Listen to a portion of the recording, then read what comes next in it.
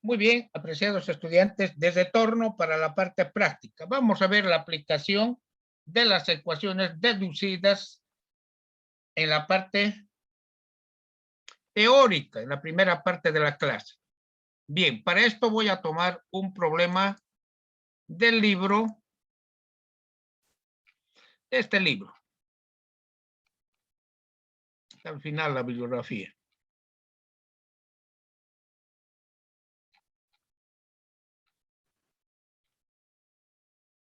Este libro.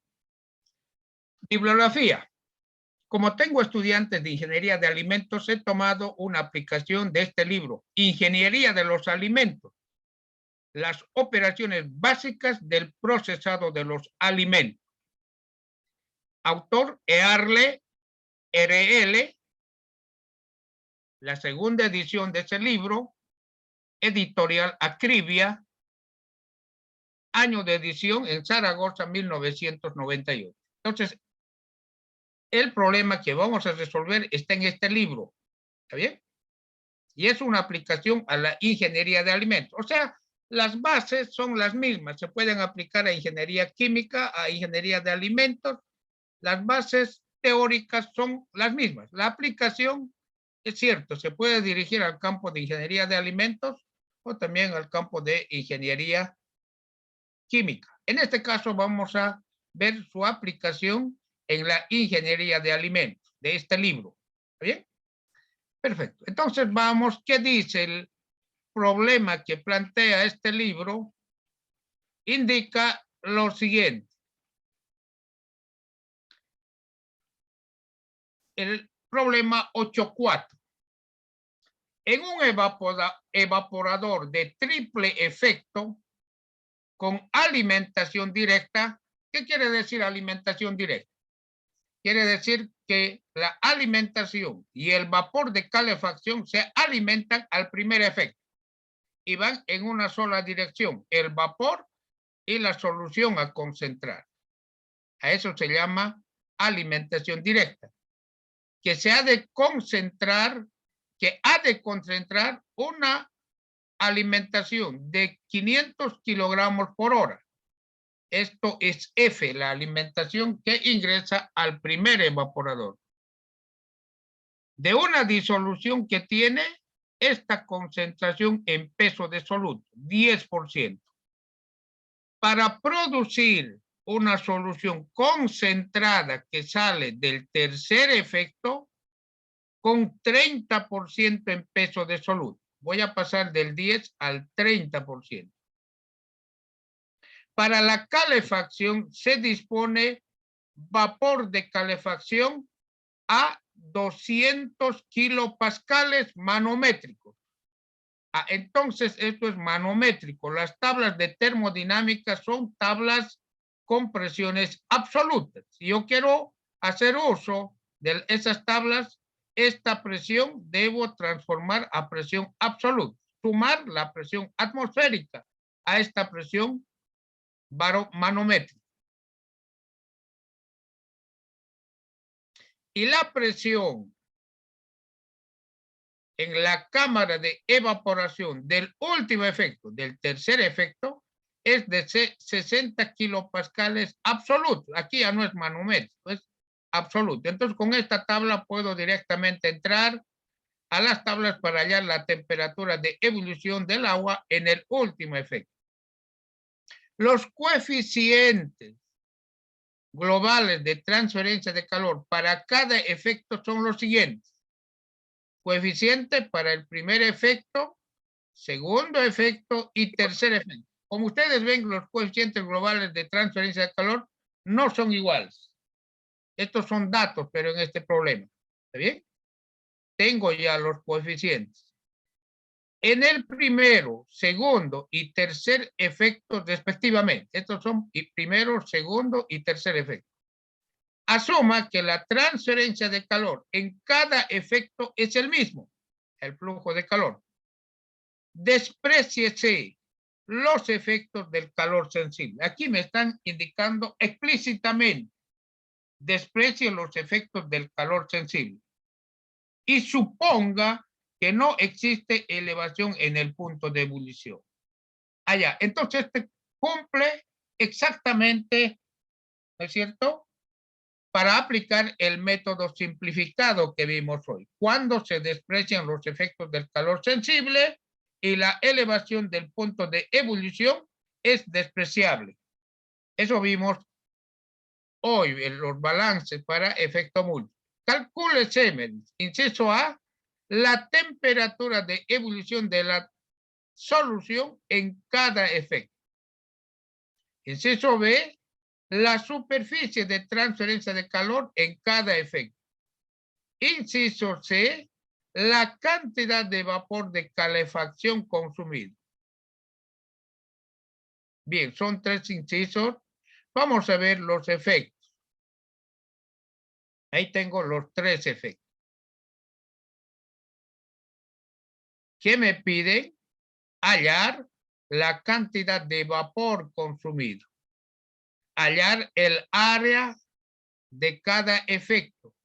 Y hallar el inciso, la temperatura de ebullición en cada efecto. Temperatura 1, temperatura 2 y temperatura 3. ¿Está bien? Debo hallar la cantidad de vapor de calefacción, la temperatura de ebullición y el área de cada evaporador. Bien, cada evaporador tiene su propio coeficiente global de diseño. ¿Cierto? Ahí está. Bien. La presión en la cámara en el último efecto, esta presión en esta cámara es 60 kilopascales absolutos. La cámara en el último efecto. Esto me permite hallar la temperatura de ebullición del agua en el último efecto. Y como la elevación en el punto de ebullición es despreciable, esa temperatura de ebullición del agua es igual a la temperatura de ebullición de la disolución en el tercer efecto. ¿Por qué? Porque no existe elevación en el punto de ebullición. De las tablas de propiedades termodinámicas del vapor de agua saturado, entrada por presiones, determino la temperatura de ebullición del agua en el último efecto, en el tercer efecto. N es el número de efectos. En nuestro caso, es 3 efectos. Entonces, tengo la temperatura de ebullición del agua en el tercer efecto. Y como no existe elevación en el punto de ebullición, esta es la temperatura de ebullición de la disolución. ¿Cómo lo determinamos? Con la presión, mediante tablas de propiedades termodinámicas del vapor de agua saturado. ¿Está bien? Perfecto. Ya tengo la temperatura 3. También con esta temperatura de la misma tabla puedo hallar el calor latente de vaporización del agua a esta temperatura. Aquí lo tengo. 2296 kilojoules por kilogramo. ¿Está bien? Recomendación. Ustedes cuando vayan a resolver, ¿no?, evaporadores de efecto múltiple, lo primero es verificar estas temperaturas con su tabla de termodinámica, este calor latente, ¿no es cierto? Deben verificar, eso es la primera tarea de ustedes. Al practicar, normalmente se empieza con problemas resueltos. Una vez que se consolidan nuestros conocimientos, entonces ya encaro problemas propuestos. Y esto es un problema que lo estamos resolviendo en clase. Bien, ya tengo entonces el calor latente con esta temperatura o con esta presión, lo mismo. Bien, luego, para el vapor de calefacción, me da para el vapor de calefacción la presión, pero es presión manométrica. Vapor vivo, 200 kilopascales manométricos. Entonces, a esos 200 kilopascales manométricos debo sumar una atmósfera. Una atmósfera en kilopascales es igual a 101,325 kilopascales. 200 más 101, 301.325 kilopascales absolutos. Cuando es manométrico debo obtener la presión absoluta. ¿Por qué? Porque las tablas de propiedades termodinámicas del vapor de agua que nosotros tenemos en los libros están en presión absoluta. Entonces, para entrar, debo hallar la presión absoluta. Ahora, en las tablas de propiedades termodinámicas del vapor de agua saturado, entrada por presiones, porque también existe entrada por temperatura. En este caso, entrada por presiones, determino la temperatura del vapor vivo de calefacción, 134. Esa es la temperatura del vapor de calefacción. Con esta presión o con esta temperatura hallo el calor latente del vapor, 2164. Ya tengo la temperatura del vapor de calefacción y su calor latente. ¿Está bien? Hasta aquí solo es tablas de propiedades termodinámicas del vapor de agua saturado. Vamos, me dice la temperatura de ebullición, el inciso A, de la solución en cada evaporador, en cada efecto. Ahora, hace rato el problema nos dice corriente directa. ¿Qué quiere decir? La alimentación y el vapor se alimentan en el primer evaporador, ambos. Eso es corriente directa. Y ambos fluyen de izquierda a derecha. El vapor y la solución concentrada. De izquierda a derecha. El vapor y la solución concentrada. El vapor y la solución. O sea, ambos van, ¿no es cierto?, de izquierda a derecha. Entonces es corriente directa. En algunos evaporadores el vapor de calefacción ingresa en el último y es en contracorriente. Pero en este caso es en corriente directa. Bien, eso quería aclarar. El flujo de calor. Ahora, para hallar la temperatura de ebullición en cada efecto, flujo de calor es el mismo en cada efecto. Esto es lo que dice el problema. Nos indica para la calefacción los cocientes globales son los siguientes. Asuma que la transferencia de calor en cada efecto es el mismo, ¿no es cierto? Muy bien, entonces asumimos eso. Flujo de calor para cada efecto. Parece que es el mismo. Perfecto. Aquí la clave para encarar de esta forma es este último dato. Aquí, miren, ¿qué dice? Despreciar los efectos del calor sensible y suponer que no existe elevación del punto de vista. Esto es clave para resolver. Si no dijera esto, tendría que aplicar el método que vimos en la clase anterior. ¿Ya? Pero aquí, como dice, despreciar los efectos del calor sensible y suponer que no existe elevación en el punto de ebullición, aplicamos el método simplificado. ¿Está bien? Eso lo aclaro porque no vaya a ser que por decir en un problema en el examen final, que va a ser sobre evaporadores, ¿no es cierto?, no exista este enunciado y ustedes aplican este método. Y entonces eso no sería lo correcto. No sería lo correcto. Para aplicar el método simplificado debe indicar explícitamente despreciar los efectos del calor sensible y suponer que no existe elevación en el punto de ebullición. Ambos deben estar, no solamente uno.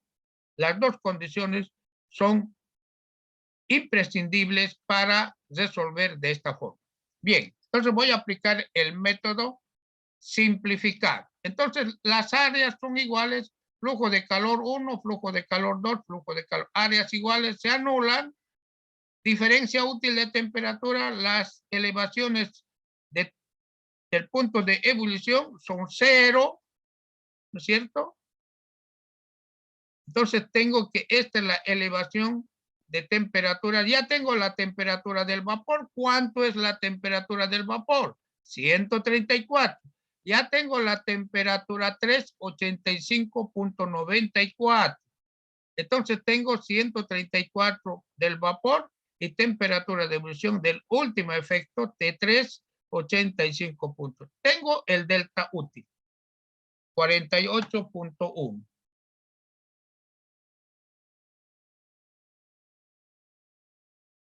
Ya lo tengo. Estamos simplificando. Mire cómo se simplifica esto, ¿no? Bien. Además, me dicen que las áreas de cada efecto son iguales. Tengo el delta T útil, 48.1. Este delta T útil es igual a la suma de delta T1 más delta T sub 2 más delta T sub 3. Ya lo tengo esa suma, 48. El área es el mismo. Entonces voy a igualar flujo de calor, evaporador 1, evaporador 2. Como las áreas son iguales, se anulan y tengo esta relación que está en función de la diferencia de temperaturas en el efecto 1. Delta T2 función de delta T1. Lo mismo realizo primer efecto y tercer efecto. Las áreas son iguales, se anulan y tengo delta T sub 3 función de delta T1. ¿Por qué digo directamente de función de? Porque los coeficientes globales son datos. Los U sub D son datos. Aquí me indican claramente, aquí está. U sub D1, UD2, UD3 son datos. ¿Está bien? Entonces, por eso aquí indico directamente delta T3 función de delta T1, delta T2 función de delta T. ¿Está bien? Perfecto. El delta T útil ya lo tengo, pero esto es igual al delta T útil, más bien delta T1, diferencias de temperaturas efecto 2, diferencias de temperaturas efecto 3. Esto ya lo tengo, delta T útil. ¿Dónde? Aquí está, 48.1. Muy bien, reemplazo. Delta T1, ¿sí? Delta T2, ¿cuál es? Esto es delta T2. Reemplazo aquí, delta T2. Delta T sub 3, esto, aquí es igual a este, delta T sub 3. Pero todos están en función del delta T1, entonces factorizo delta T1 de esta relación. ¿Está bien? Tengo esta ecuación. El delta T útil lo tengo. Los coeficientes de diseño también. Entonces, de esta ecuación despejo el delta, la diferencia de temperaturas en el evaporador 1. ¿Está bien? Aquí ya lo tengo despejado en el evaporador 1. Delta T útil lo tengo y tengo los coeficientes de diseño como datos. Entonces, despejo, reemplazo más bien los datos. ¿Está bien? Y tengo delta T1, diferencia de temperaturas en el evaporador 1. Pero aquí es igual. Esto es igual a la temperatura del vapor que lo tengo. Ahí está la temperatura, 134. Entonces tengo la temperatura del vapor, 134. Esto estoy despejando T1. Delta T1 pasa al segundo miembro al restar. Estoy despejando T1. 134 menos 12.9. Tengo la temperatura de ebullición en el primer efecto. 121.2 T1. Pero como ya tengo delta T1, puedo hallar con este delta T1, que es 12.9, ¿no es cierto? El delta T3, porque ya tengo delta T1. Puedo hallar delta T3. Puedo hallar delta T sub 2, porque ya tengo delta T1. ¿Cierto? Entonces, una vez determinado delta T1, ya tengo delta T sub 2, delta T sub 3. Temperatura de ebullición en el primer efecto. Como no existe elevación del punto de ebullición, con esta temperatura de las tablas de propiedades termodinámicas del vapor de agua saturado, entrada por temperaturas, porque ya tengo la temperatura, determino el calor latente de vaporización del agua en el primer efecto. ¿Está bien? Ya tengo el calor latente a esta temperatura. Bien. Con este calor latente puedo hallar el flujo de calor, pero el flujo de calor es vapor, calor latente. Despejo el vapor, flujo de calor sobre el calor latente. El flujo de calor no lo tengo. El calor latente sí. El vapor no lo tengo. Pero vamos a vamos a deducir algunas ecuaciones para resolver este sistema. De forma parecida, realizo mi balance en el segundo efecto. Aquí tengo el delta T sub 2, que lo vimos en su momento, ¿cierto? Tengo ya delta T1, entonces en esta ecuación reemplazo los coeficientes globales de transferencia de calor. El subíndice 1 quiere decir para el evaporador 1, subíndice 2 para el evaporador 2. Eso lo tengo. Delta T1 lo tengo. Tengo delta T sub 2, 14.6. Diferencia de temperaturas en el evaporador 2. Pero ¿a qué es igual esta diferencia de temperaturas en el evaporador 2? Esto es igual a la temperatura del vapor que ingresa, T1, menos la temperatura de ebullición de la disolución. T1 ya lo tengo, lo hallamos anteriormente. Aquí está 121. Entonces, 121 reemplazo menos 14.6, que es la diferencia de temperatura del T2. Y tengo que la temperatura de ebullición en el efecto 2 es 106.5.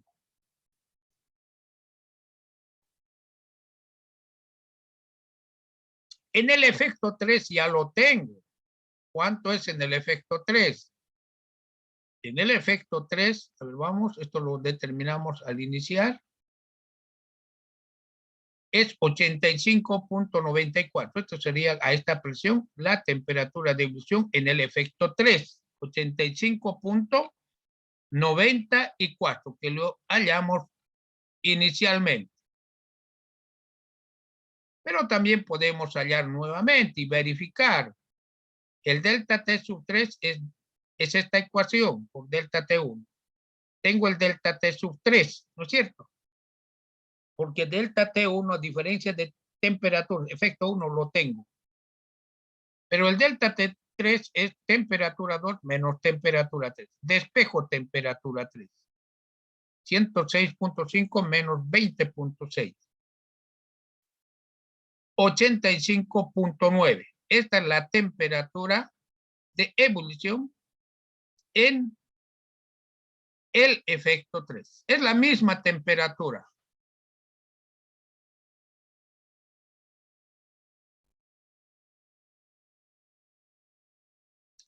Mire, la diferencia es mínima, 85.94 hallamos de tabla.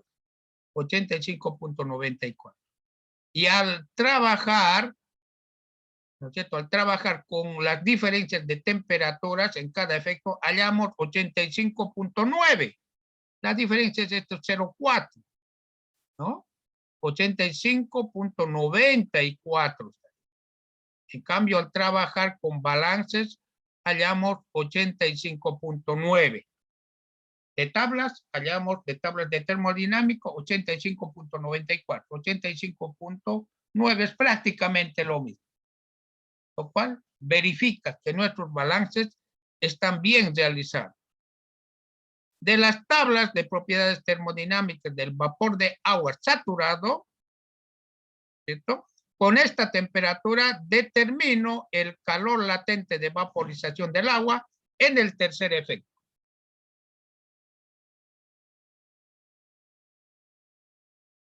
Bien, para el tercer efecto tengo el flujo de calor, despejo el vapor, flujo de calor, calor latente. Para eso tengo los calores latentes. Como ya tengo el vapor 3, el vapor 2, el vapor 1, voy a sumar miembro a miembro. Entonces digo, ahí están, vapor 1, vapor 2, vapor 3. Sumo. Y en el segundo miembro sumo los segundos miembros. ¿Está bien? Flujo de calor 1, flujo de calor 2, flujo de calor 3 sobre cada calor latente. Eso es lo que hago. Ahí está. ¿No? Estoy sumando. miembro a miembro.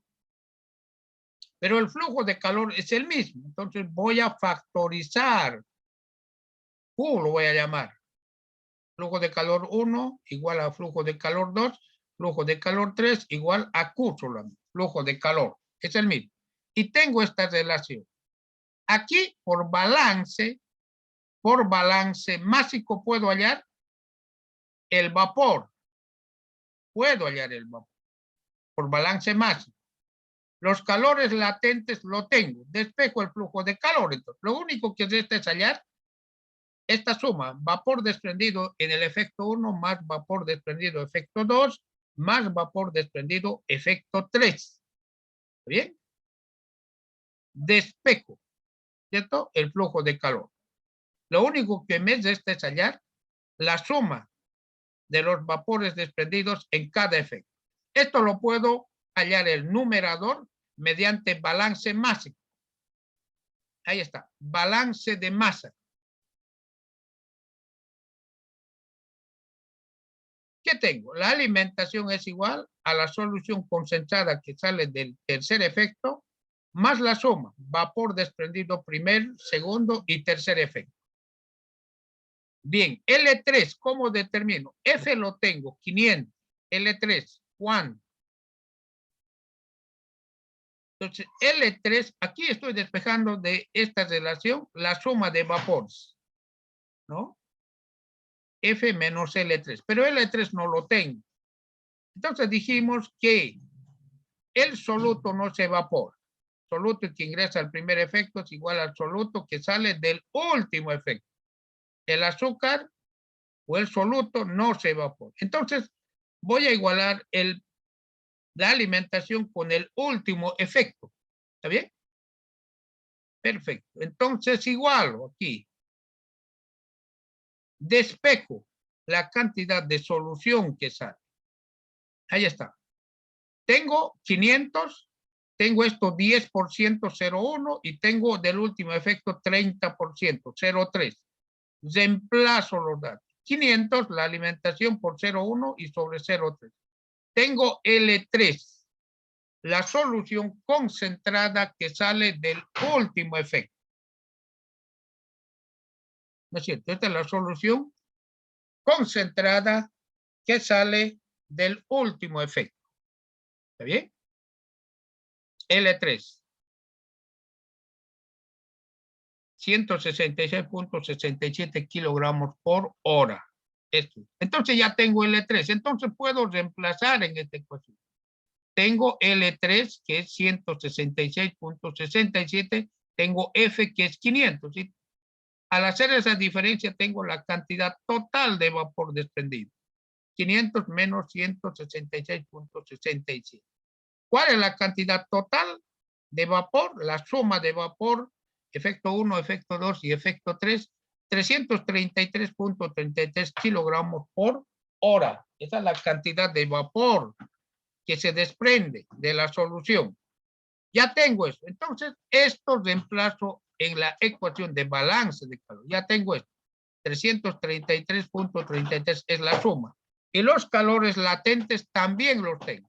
Entonces, reemplazo en esta ecuación, ¿no es cierto? Estoy reemplazando datos. Kilogramos con kilogramos se anula y lo que queda es kilojoule sobre hora. Reemplazo, tengo 242.444 kilojoule por hora. Este es el flujo de calor en cada efecto. Pero normalmente en el Sistema Internacional de Unidades se trabaja con kilowatt. Entonces transformo. Digo, una hora es igual a 3.600 segundos. Tengo kilojoule por segundo, porque hora con hora se anula. Kilojoule por segundo es kilowatt. ¿No es cierto? Tendría entonces 67.35 kilowatt. Esto sería el flujo de calor. Como el flujo de calor es el mismo en cada efecto, tengo el flujo de calor 1, flujo de calor 2 y flujo de calor 3. Ya tengo el flujo de calor.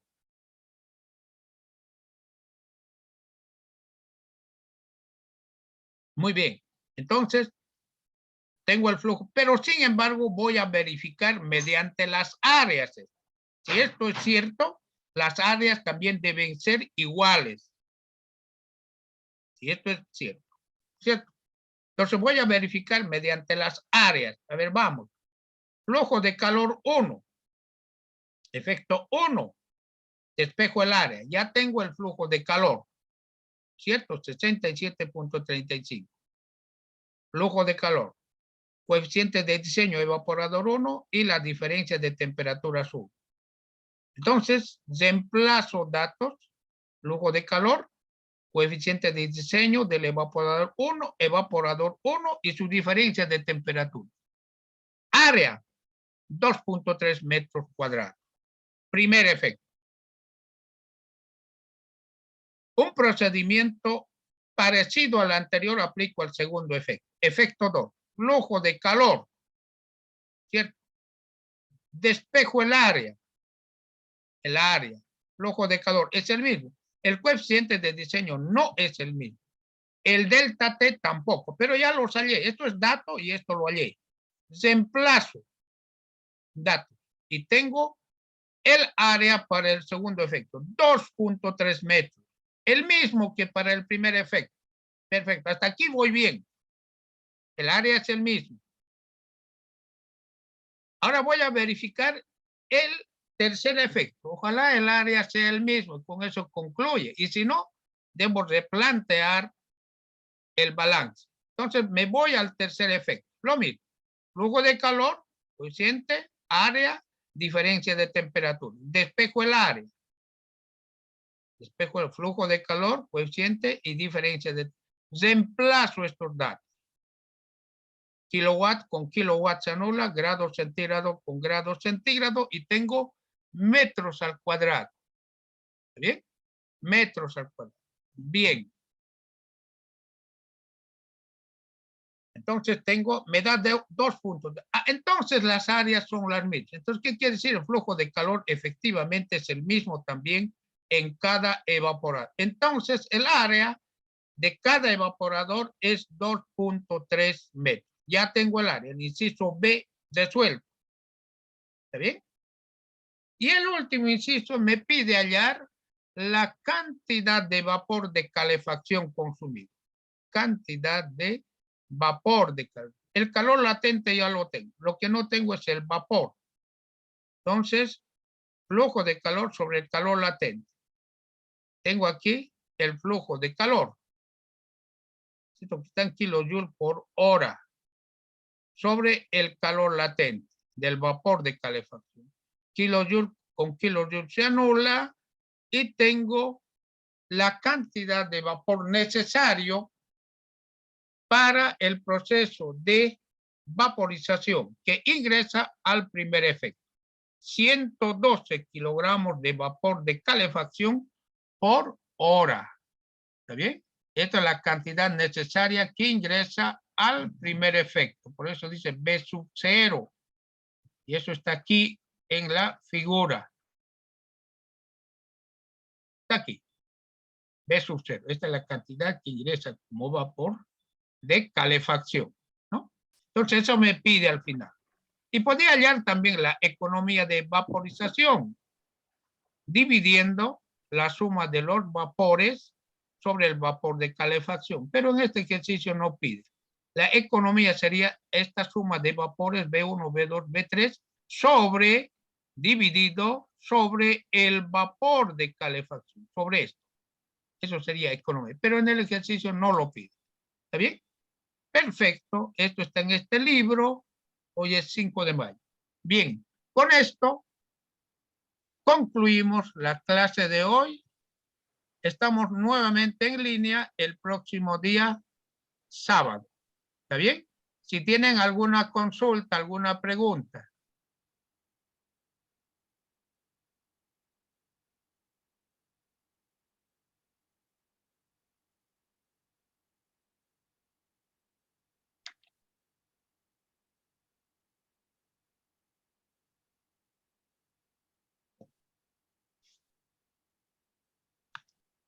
Recordarles, para concluir, recordarles que el primer examen para IAL 255, grupo I2, el grupo I2 es el lunes 9 de mayo. Es esencial. Lunes 9 de mayo, IAL 255, grupo I2, en horario de clases. 18:15. 6 de la tarde y 15 minutos. Aula 225. Módulo 225. Aula 51 y 52. ¿Está bien? Solo el lunes 9 es para el grupo de ingeniería de